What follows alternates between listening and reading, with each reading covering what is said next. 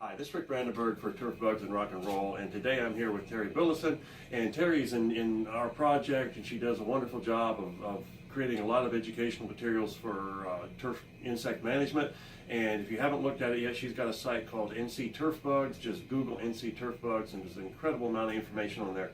And as you know, in our project and through Turf Bugs and Rock and Roll, we do a lot regarding social media and misinformation and making people mad with the things you say, all that sort of thing.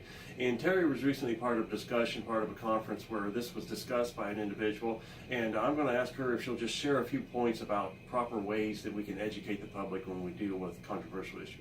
Terry? Okay, so I was part of a discussion last week, actually at the NC State Annual Turfgrass Symposium. We had a guest presentation from Vance Crowe, formerly of Monsanto and now of Bayer Crop Science, and he brought up a lot of good points about science communication and how we use social media to engage in that. And one point that he brought up that I thought was pretty interesting was the idea that good information doesn't really travel well in mass quantities. So, as human beings, we're designed to know a lot about 2 or 3 things and maybe just a little bit about everything else. And so we rely on people that we have common values and common backgrounds in to kind of inform us opinions on those subjects. And so this is commonly referred to in social sciences as our tribe. And so a lot of the information that is circulated through social media is relying on people from our tribes to inform us on topics that we don't know a lot about.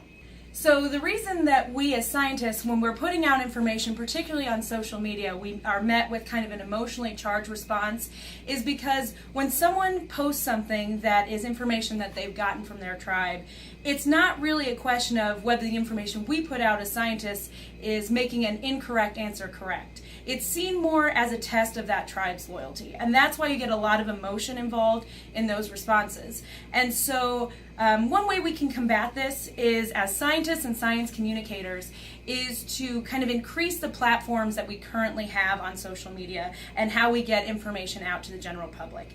And so maybe not immediately engaging with controversial topics, but just inform people about our everyday kind of experience with science, what we do with our research in our labs, and not just kind of put this information out there for people who like science, but people that are just interested in interesting things. And so once you've kind of grown that base and involved more and more of the general public, you're seen as a less kind of combative figure when discussions that are maybe a little bit more controversial come up.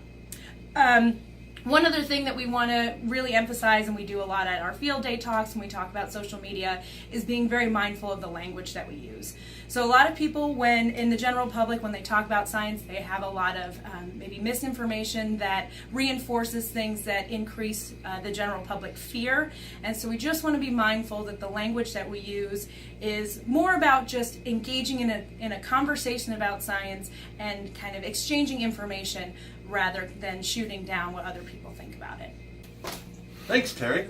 As is always the case in life, you can yourself look better and have better results if you hire good people. That's certainly been the case with Terry. She does a great job. As I mentioned, look at her NC Turf Bugs site, and also listen to the words she said, because this is becoming more and more of a challenge related to turf management, water use, fertilizer, pesticides.